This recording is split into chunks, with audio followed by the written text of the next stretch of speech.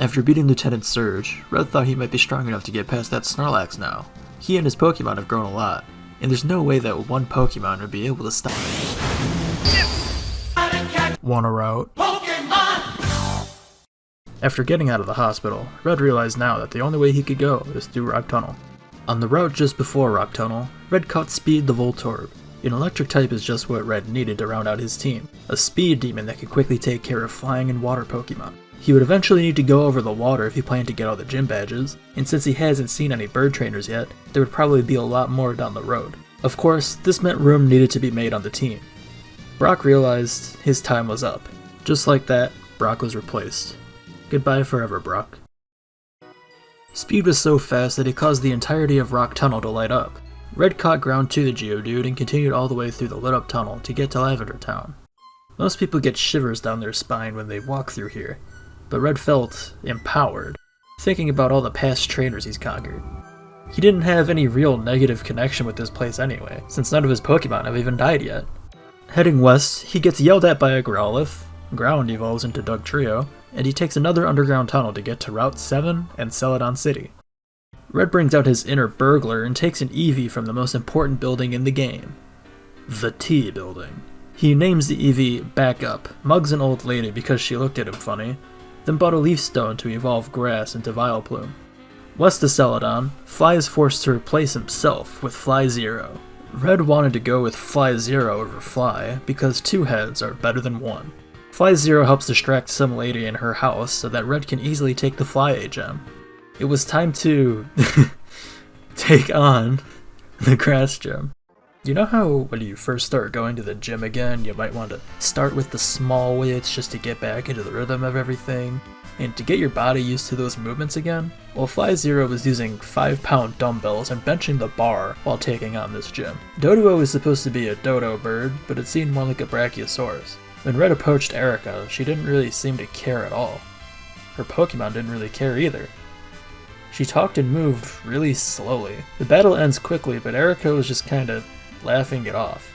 Red could not believe how terrible of a trainer she was.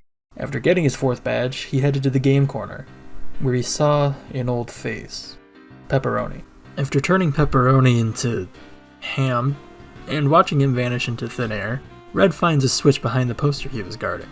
He presses it and realizes that all magicians are fake. Red takes care of all kinds of pizza toppings, ranging from mushrooms to anchovies. But in this hideout lay his biggest challenge yet, sliding puzzles.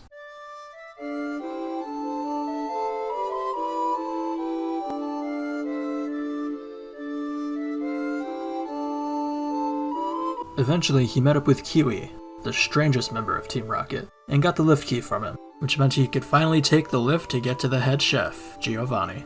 Giovanni told Red that it's been a lifelong dream of his to create the world's greatest pizza, and this entire game corner that he has here is actually just a pizza plant in disguise. He believes that Pokemon are the key to all pizza, since they are able to bake the pizza near perfection. But there is one Pokemon that stands above them all, one that he helped create, Mewtwo. Giovanni plans to capture Mewtwo for his own selfish desires, and knows how he can catch it. Red decides he wants to capture Mewtwo himself, not because it's the Gordon Ramsay of Pokemon, but because he got so annoyed by Giovanni's speech that he wants to screw him over. After yet another easy battle for Red's seemingly indestructible team, Red takes the Silph Scope from Giovanni and leaves the Rocket hideout. Rumor has it that the Silph Scope allows you to see ghosts, so he thought he might as well try to catch some ghost Pokemon in Pokemon Tower. When Red arrived, he instantly noticed Blue, crying. When Red walked up to him, Blue asked if any of his Pokemon died. Red said no because Pokemon battling is easy. This pissed Blue off and made him want to kill one of Red's Pokemon right now. He failed. After Blue ran off crying, screaming, "All I can smell is death," Red continued up the tower, fighting possessed weirdos along the way. He caught whatever ate the Ghastly and pretended it was Lieutenant Surge's Voltorb. When he got near the top of the tower, a ghost was preventing him from going upstairs. It was time to use the Silph Scope. When he used the Silph Scope, this ghost type turned into a ground type. Red got rid of it quickly and was able to move upstairs. Upstairs there were a bunch of Team Rocket members. For some reason they were up here guarding some old man holding a flute. Green Pepper told Red that Mr. Fuji had the power to make pizza have more flavor, making him a valuable possible asset toward Team Rocket's pizzeria. Red didn't care about what he was talking about and just wanted the flute to play music whenever he felt like it. All he had to do was take it from an old man after another thrashing of weak rocket training.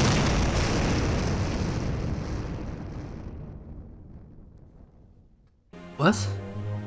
This came from nowhere. Would Rocket Grunt be able to beat 4 gym leaders? Should he become the new Rocket Boss? Is this Red's true rival? Red lost his first Pokemon in a graveyard, but Red didn't care. He just kept battling, almost like he never really cared about speed in the first place. Red carried on with the battle like normal, and then took care of the rest of the Rocket members as well, and stole the Pokeflute from Mr. Fuji, just like he wanted to. Now that he was out of Pokemon Tower, it was time to bury the dead.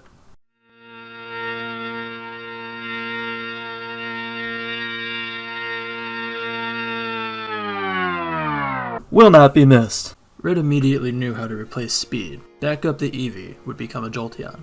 Unfortunately, Jolteon doesn't really know any electric moves, and he used the Shockwave TM on Speed, so it was time to gamble.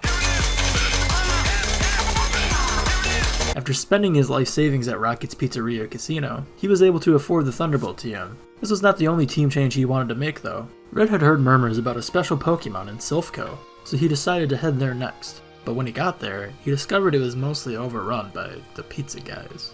They just never know when to shut down their terrible business practices. In Silphco, Team Rocket's annoyingness showed its ugly face again, because the place was filled with teleporting pads. Why? Why are there teleporting pads in what's supposed to be a normal place of business that seemingly take you to random places? Are the people that work here psychopaths? Why would they make it so difficult to get to the place they want to go? pissed Red off so much that he decided to leave and come back later for that special Pokemon, with a different, powerful ally. Snorlax, King of Incompetence.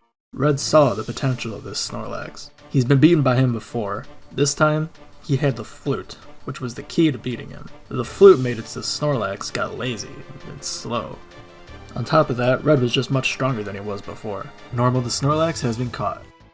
He almost killed Grass, which made Red realize Grass was weak, so he got rid of Grass. Red continued his way through the eastern part of the region, and finally landed in Fuchsia City, home of the next gym. Before he took it on, he decided to go on a bit of a trip through the Safari Zone. Unfortunately, Red wasn't able to catch anything here, but he was able to find some fake teeth and the HM for Surf. After getting such a strong HM, he decided it was time to go back and get that Pokemon he heard about. While at Silphco, he eventually ran into Blue, saying he really loved the smell of the cheese in the building. After once again failing to kill any of his Pokemon, Blue had enough. He shouted about being addicted to Pokemon, how he loved Pokemon. He couldn't live without Pokemon. Blue would go as far as he could to satisfy his addiction. The only thing that could make him feel good again was beating Red and any other strong trainer. He walked out muttering about the Pokemon League. Right after, Red noticed some guy sitting in the corner, crying with a Pokeball in his hand. He pleaded with Red, begging him not to kill him, and just to take his Pokeball, which contained a very strong Pokemon, a Lapras, the Pokemon that Red had heard about. Lapras would be named Water Zero. Water Zero meant, of course, that it would replace water. Water didn't seem to mind, though. He had already learned his place as a tool for Red to use, and was complacent being put in the box. Besides, he had already gotten everything from Red that he wanted. Red left Silphco again and broke into Mr. Psychic's house, took the TM for Psychic, and taught both Psychic and Surf to Water Zero. Red finally had his complete team. The Kanto region is his.